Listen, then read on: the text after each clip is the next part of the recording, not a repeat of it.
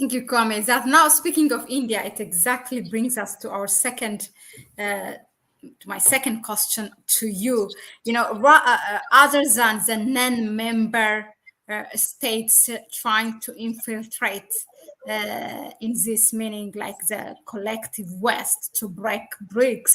In addition to that, also we have seen a division within, and this is like a shift of approach from the member states themselves. And one is, of course, India. We have analyzed India's approach before. Separately, we gave it the whole stream analysis, like a sabotage on Brics in terms of currency, where the prime minister came out or the foreign minister came out and said India, there's no India will not accept Brics currency. Of course, there's no currency yet, but it's expected to be an agenda.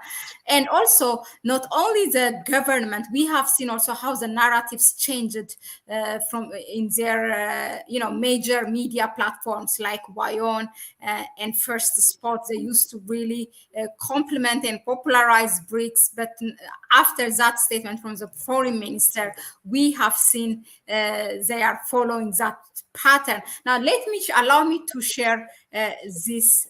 This is made today by First Spot. Of challenges.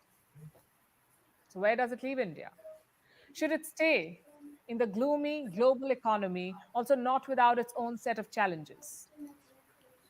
So where does it leave India? Should it stay or leave the bloc? In the 2000s, Brics was an outcome of optimism and hope. But today it seems to lack purpose. Yes, the Brics leaders still meet every year, but the bloc needs to do more. One, it needs to find a way to overcome its political differences. It needs a more unified approach. Easier said than done, of course. Two, no country should be allowed to hijack the platform. And three, the agenda needs to expand. It needs to go beyond economic diplomacy. Should India invest its time and effort here? The answer is yes. The thing with diplomacy and politics is that it's usually better to be in the room than out of it. So, as you have seen, this is what India is now on now. So, just give us a brief analysis. What is India trying to do? I mean, to leave Brics or really to break apart Brics? What is its intention? Yeah, I think we noticed this even in our analysis. Of course, India's position can be quite concerning. One of the reasons India's position could be concerning in regards to Brics. Of course, India also has its own concerns when it looks at Brics. The fact that India thinks that Brics is being driven majorly by China and China's interests, that could be a concern. And the fact that India still has some differences with China, that they have their own differences, which differences I really don't think that they are beyond reconciliation. Those differences, I really don't think they are beyond solving if they sit together, with China. Of course, they have a territory which they have a contest over, and that is the one which has been a point of contention between India and China. But I think that to take it to a global organization that is trying maybe to, you could call it drive change across the globe, especially for the interests of the global South, I think that would be taking it too far. That would be taking the differences too far. I think there is a point at which we have to drive the interests of the global South together. And in this, you can see that you have in this organization, you have Brazil, you have Africa, you have India itself, you have China on the other side. And all these territories, all these places, all these spaces on the global surface have been marginalized economically. They have been marginalized when it comes to to the United Nations. We have been marginalized, the creation of organizations like G7 and all this, which is almost like a club of rich people. where they gather and talk about how they are going to continue, how they should continue the colonization of the world. So I think that there's a need for India itself to recognize that. And of course, I'm not discounting, like I said, the differences which India has, I'm not discounting the differences which India has between itself and China. But I think that there's need to reach uh, a consensus on what the interests of the global South and how they should be represented, or they should be presented to the world, and they should be protected, and how they should be pushed forward. We have seen that we have the same almost interests that we have marginalized. Of course, India has also been mentioning that they have marginalized China, and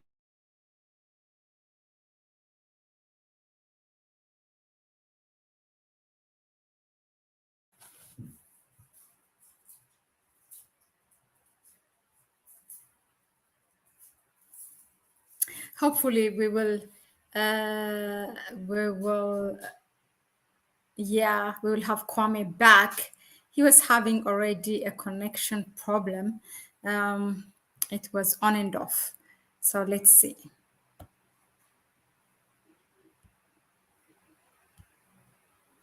Yes, Kwame. yeah, yes, Mahlet, I was saying that the issue of the use of the dollar, uh, India is also not very happy about it because of the way it has been used. Yeah. And I think India also understands that it could be vulnerable to the issue of the dollar. And the fact that India has been pushing the use of the rupee with Saudi Arabia, with the nations which are bordering India. Even in Africa, we've seen in Tanzania that India was able to sign with countries like Tanzania to be able to transact, and Tanzania should be able to pay in rupee or everything which it buys from India and not pay in dollars. So this is a recognition that this is an issue that needs to be addressed within the global South. And so if BRICS is trying to address it through the currency, and of course, the BRICS currency, it has been talked about for a very long time, and many people have said this is it. This summit in South Africa is the summit which is going to change the world order, like how we had the Bretton Woods conference, which happened, I think, in 1944. It was the official, recognition or register that a new world has dawned, and that world was being driven by the United States. So the BRICS summit was supposed to register that, is supposed to register that we have entered a new global world order. We are in a different stage in the world. So I think that needs a new payment system. And when it comes to the BRICS currency, which of course many have said that is going to be discussed, but it's not going to be that you're going to use it in your country, but rather it's going to be used as a means of transacting business between the BRICS countries. And the fact that the BRICS countries now hold more than 40% of global GDP, that could cause massive change. This currency, they are not going to, you are not going to use it in your country, but rather you are going to use it as a benchmark when it comes to transactions, business transactions between countries. And it is in the same way, actually, the United States dollar is also used officially. The United States dollar is majorly used when it comes to business. I think it could be a very big step towards that.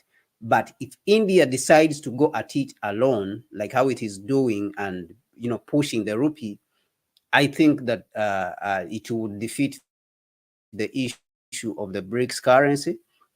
But also, it would put India in a very difficult position itself.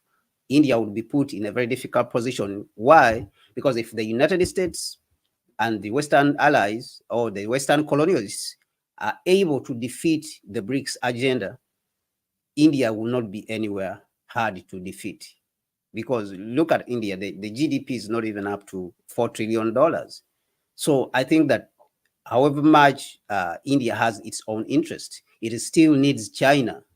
It still needs China to be able to counter the weight of of the global north.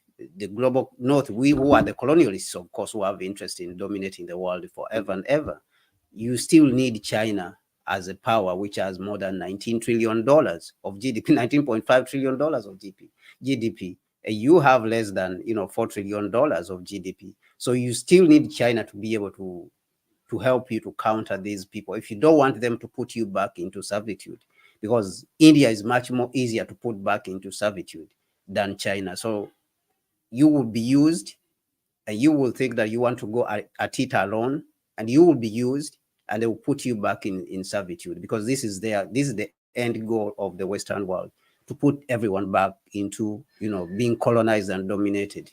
And when you have a strong partner like China, I think that it helps you to be able to overcome that challenge. So I think that the differences between China and India need to be solved on the side, so that we do not sabotage the interests of Brics and what Brics represents for, especially at the global south. Like we have heard on the first post, they are mentioning that it's just an economic group. It needs to go beyond an economic and diplomatic group, and then define some political goals and stuff like that. Of course, that needs to be done, but let us not forget that the world is driven by economics, and this is the tool which we want to use. Of course, the political objectives can be solved at the leadership level, and that is what I think even the leaders are coming to South Africa to solve, when it comes to ironing out the issues regarding how to admit the new members into Brics.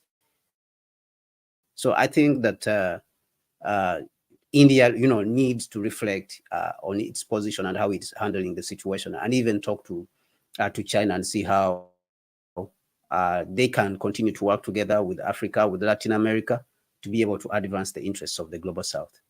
Indeed. The other thing also that India do not want, and is they're speaking publicly, is that they don't want the influence of China to expand, because in terms of accepting members, it's China and Russia who are willing to do so.